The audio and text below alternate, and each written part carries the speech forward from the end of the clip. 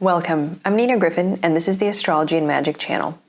Today we'll talk about the astrology of the first week of August 2024. First off, I wanted to say thank you to all of my patrons. I appreciate all of your support.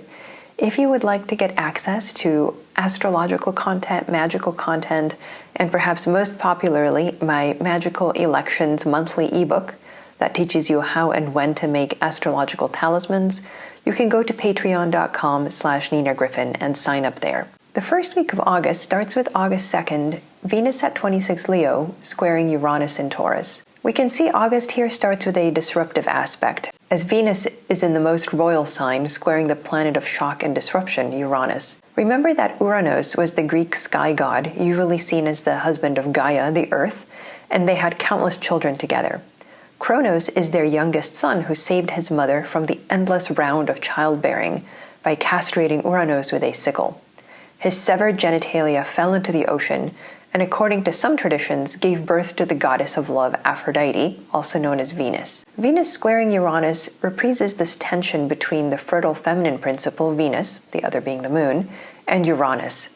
It shows the power of the female energy when it is pushed too far beyond endurance.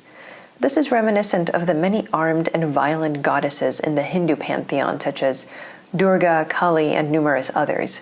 Interestingly, both Kali Ma and Durga carry sickles among their weapons, as they are associated with the feminine fertile principle of the moon and the harvest, which implies death and rebirth, just like the genitals of Uranus fell into the sea, a symbol of liberated, boundless fertility. Death and fertility now go hand in hand, often in a shocking or dramatic manner. In the spiritual realm, Venus and Uranus could indicate the awakening of Shakti Kundalini, the spiritual energy that sleeps at the base of the spine. August 4th, we have the new moon at 12 degrees Leo.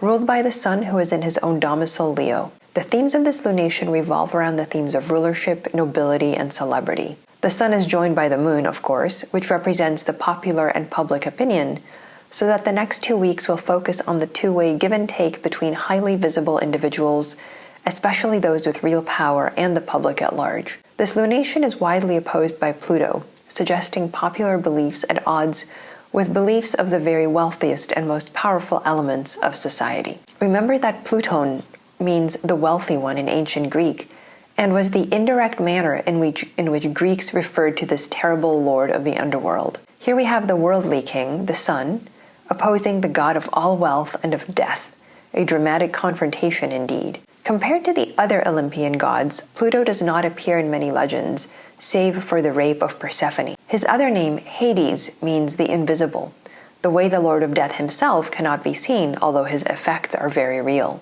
So from the outside, it may seem that the sun in Leo, the life spirit, or the ruler, is shadow boxing. They are fighting an invisible opponent that no one else can see. On a personal level, our own individual spirit, individuality, and the truth run into obstacles presented by the power structures in which we all live. The opposition aspect represents confrontation and even competition between two elements, beliefs, ideologies, or factions. Here, the vital spirit comes up against an invisible force that seems to rule everything.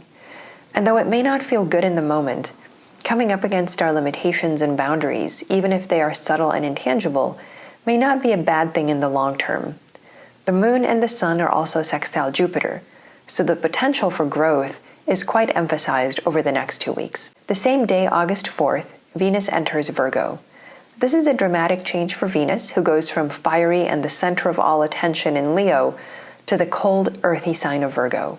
She emerges from the realm of the king, since Leo is ruled by the sun, and enters the realm of the king's minister, or servant. Perhaps this is why Virgo is Venus's fall, departing the royal castle symbolized by Leo and entering the Virgo office, counting house, or library is not a pleasant transition, and above all, Venus loves pleasure. August 4th, Mercury stations retrograde at 4 Virgo, and this is a very powerful placement for Mercury, because here he is in his own sign and exaltation.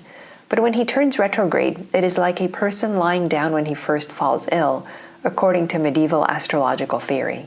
Now is the moment for someone at the height of their power, skill, and virtue, in the old-fashioned sense meaning potency, to weaken and start heading in the wrong direction. Now is not a good time to take on a mercurial role, whether we are a messenger, inventor, business person, or writer.